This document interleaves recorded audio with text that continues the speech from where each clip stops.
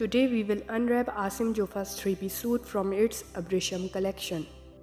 First of all, I just love the color. You can see बहुत ही प्यारा color है, almost everyone's favorite. First we have embroidered center panel, base color black है, इस पे black color embroidery है, साथ ही cupped golden sequins work भी है which looks very elegant, very beautiful color combination. Shirt पर bold linear pattern embroidery है. Dress काफ़ी अट्रैक्टिव लग रहा है, काफ़ी कैप्टिवेटिंग कंट्रास्ट है ब्लैक एंड गोल्ड का. Then we have pair of embroidered side panels right and left on chiffon fabric. 30 inch embroidered back दी है, बैक पर छन बूटियाँ डली हुई हैं. Fabric is chiffon.